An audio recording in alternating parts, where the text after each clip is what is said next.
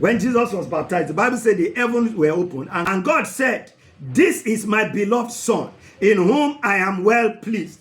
After that incident, what happened? The very next thing that happened was that the Bible said, and the Spirit led Jesus into the wilderness, where he was tempted of the devil for 40 days. What was the very first temptation that the devil gave Jesus?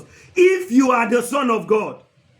What was he challenging? What God just said. This is my beloved Son. The same way when he came into the garden, what was the first thing he attacked? Did God really say? That was the first thing he attacked. He looked at Eve and asked Eve and said, did God really say? I'm saying to you, child of God, that when God gives you a word, now your warfare begins. Why? Because the enemy is going to come and challenge that word. You know what he was saying to Jesus?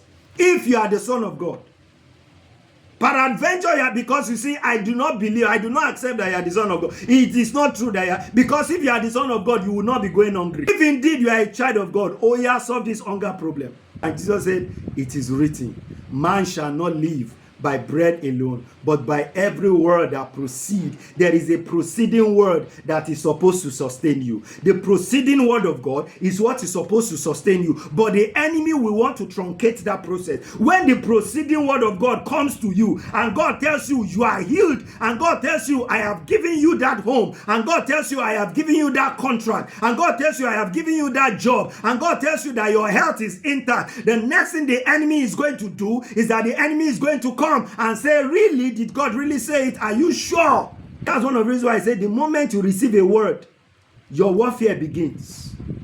Because he's going to come to challenge that word. He will come to challenge it. And when he wants to come to challenge that word, he's going to come and bring a lot of evidence. He will provide evidences. He will not come with one evidence. He will provide evidences. You know, it's been said that fear is false evidence appearing real. False evidence appearing real. That is the devil's stock in trade.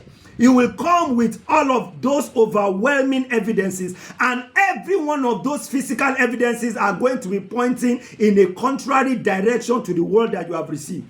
So when he says, I have healed you, I have healed you, you are healed, the next thing that is going to happen is that the symptoms will now triple. The symptoms will now begin to skyrocket. The fever will now start going high. That is the enemy of your soul. Be vigilant. Oh, child of God, be vigilant. Be vigilant, be vigilant. When everything is pointing in a direction that is opposite to what the Lord has told you, that is an opposition to the position of the word that you have taken. Ensure that you do not allow that opposition to make you shift your position.